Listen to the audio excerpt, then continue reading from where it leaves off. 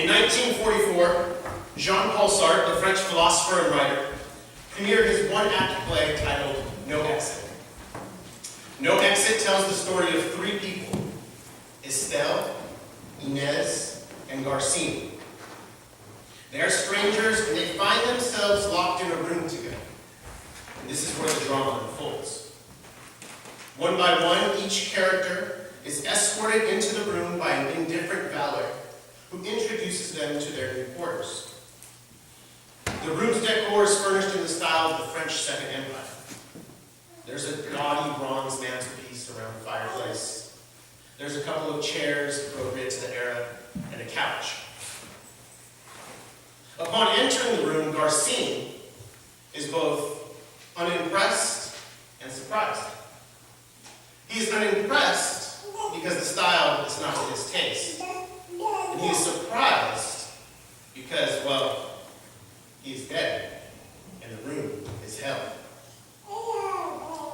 No torture chambers, no instruments of pain, no flames, no screams, just the room and its Second Empire furnishings. And Estelle and Inez. The three strangers are locked together in an eternal encounter. And as the play unfolds, the three reveal their true character to one another, and as they gain full knowledge of their eternal roommates, surprise gives way to horror. As they become fully known to one another, the one thing they desire, to be accepted and loved, becomes impossible. The more they know one another, the more they cannot love. As Garcine tells one of his roommates, I cannot love you. I know you too well. And thus, proclaims Garcine, hell is other people. The gospel passage that was read for us this morning is also a tale of a strange encounter. It is an encounter at a strange time, in a strange place, with a strange person. Our story catches up with Jesus on the return leg of a round-trip journey to Jerusalem. The route Jesus plans for his return trip takes him through Samaria. The people of Samaria were ethnically and politically suspicious to and religiously different from first-century Jews. Yet this band of Jewish men, with Jesus at the helm, are compelled to travel through Samaria to get back home. And understandably, as the sun gradually rises to its peak, bringing the temperatures with it, Jesus stops in the Samaritan town of Sychar. He is hot, he is tired, he is hungry, and he is thirsty. And so he takes a seat, and his disciples leave to go and get some food. It is at this time that our encounter happens. A local woman comes to the town's well to draw water and asks Jesus for a drink. With that simple request, give me a drink. Jesus makes something out of nothing. For it is not only an encounter between a Samaritan and a Jew, but between a Samaritan woman and a Jewish man. This ethnic, religious, and gender difference made Jesus' simple request for a drink a gross violation of social convention. On both ends, the Samaritans were not fond of Jews either. If Sartre were to describe the situation, he would call this a living hell. And the gospel writer made sure we readers understood this. In verse 9, the writer tells us, Jews do not share things in common with Samaritans. And in the same verse, the woman asks, how can you ask me for a drink? And later, in verse 27, when the disciples return from their food run, we are told that they are astonished to see him speaking with a woman. The gospel writer, the Samaritan woman, and the disciples all recognize the violation that is occurring. Nonetheless, Jesus asks her for a drink of water. And as one would expect in light of their threefold difference, she's confused by the request. Are you talking to me? You're asking me for a drink. But Jesus doesn't answer the question. And instead, he turns the tables and suggests that rather than her giving him a drink, he has access to better water that she should ask of him.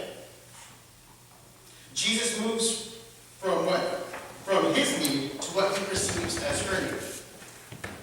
But as often happens in the conversations with Jesus, especially in this gospel, Jesus is talking about one thing, but his hearer is understanding another. In grace, Jesus is offering the woman fullness of life.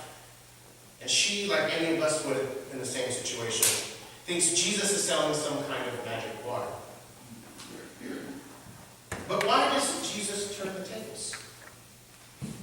A cursory reading to the contemporary eye might lead one to believe that Jesus is trying to convert the woman.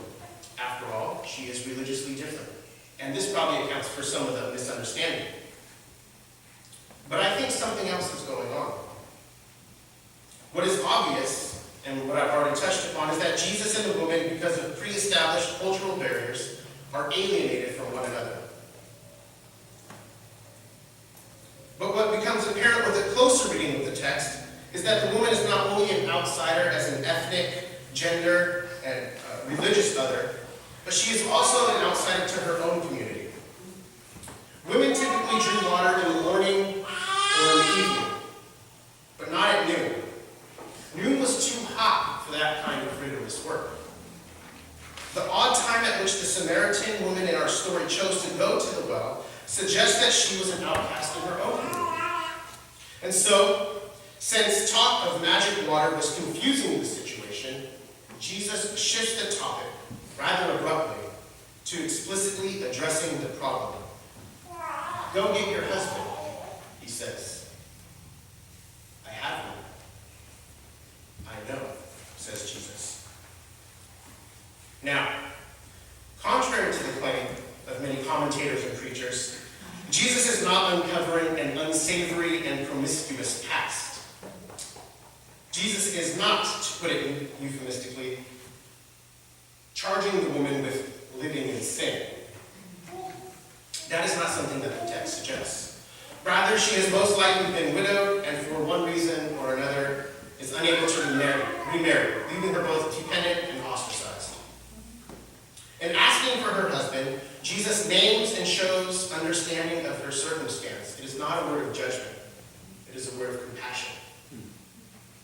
Unlike the characters in Sartre's play, Jesus fully knows the woman, and he loves her.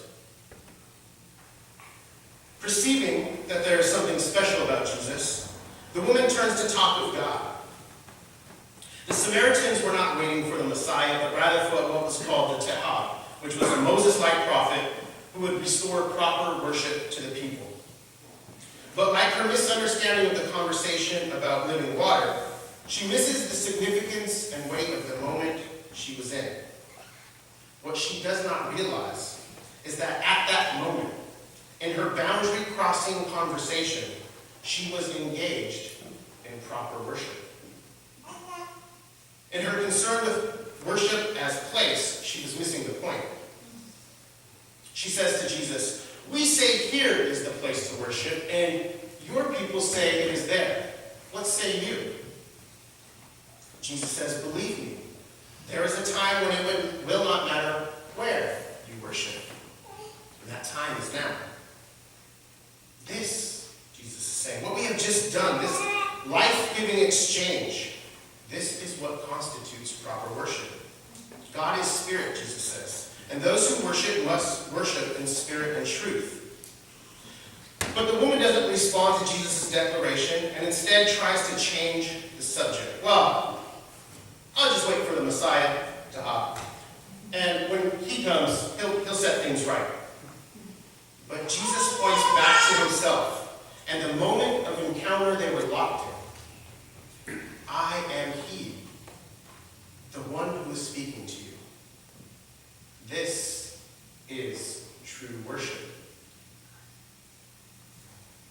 True worship does not take place only on this mountain or on that mountain. True worship does not take place at Kingston United Methodist Church, nor at Princeton United Methodist Church. True worship does not occur at Princeton Seminary or at the Islamic Society of Central Jersey, or in the United States, or in Pakistan or Afghanistan.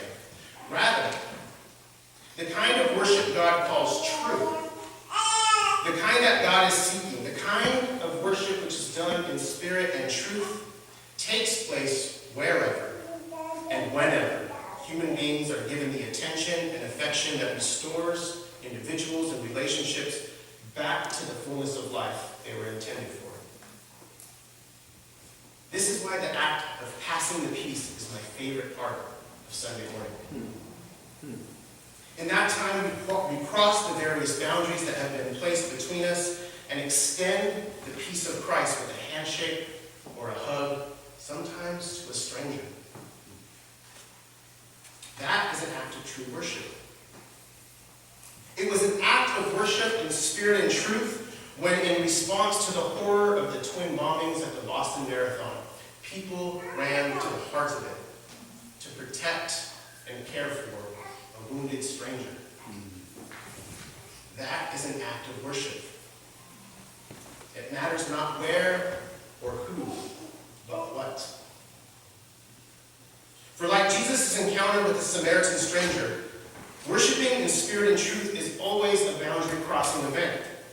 The true worship of God is always an event that aims or results in the destruction of walls, the walls of hostility that keep and push people apart, whether those walls are individual or systemically built. To worship God in spirit and truth is to join God's work of devotion to the freedom and fulfillment of human beings.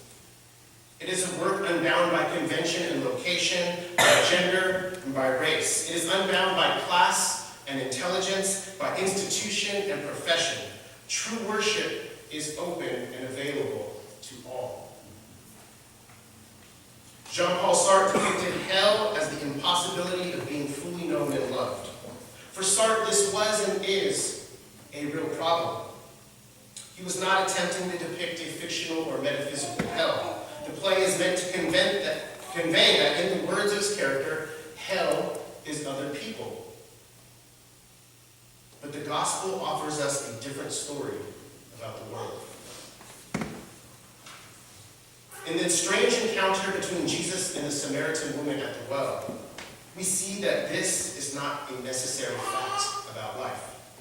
The Spirit of truth, whose presence in the world is made present through Jesus in his Easter life, is working in, through, and around those who thirst for the freedom and fulfillment of their neighbor. Hell is not other people, no. Other people is the place where we might begin to see God's will done on earth as it is in heaven. To worship God in spirit and truth is to join God's work of devotion to the freedom and fulfillment of women, men, and children everywhere. As Jesus said, God seeks such as these. Now is the time. Let us